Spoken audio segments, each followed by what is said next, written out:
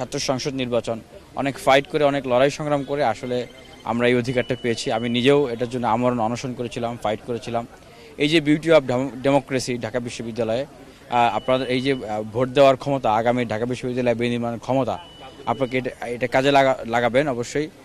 আর যেটা বলবো যে অনেক শিক্ষার্থীদের কাছে হয়তো সরাসরি আমি বুঝতে পারি নাই, তাদের প্রতি আন্তরিকভাবে আহ্বান জানাবো যে আপনারা ভোট দিতে আসুন।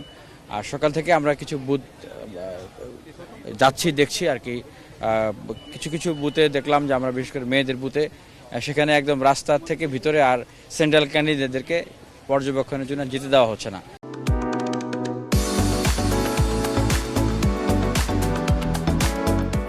কিন্তু 19 সালের ডাকসুতেও যে নিয়ম, যেটা বুথ সেখানে যাওয়া যাবে না, এর আগ পর্যন্ত যেতে দেওয়া হয়েছে, কিন্তু এবার সেখানে যেতে দেওয়া হচ্ছে না।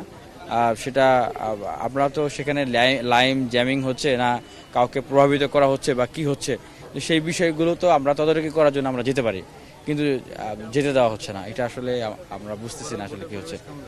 ওভারঅল ভোটের পরিবেশ এখনই মন্তব্য করতে চাচ্ছি না, আমরা আর একটু দেখবো, তারপরে আমাদের মন্তব্য জানাবো।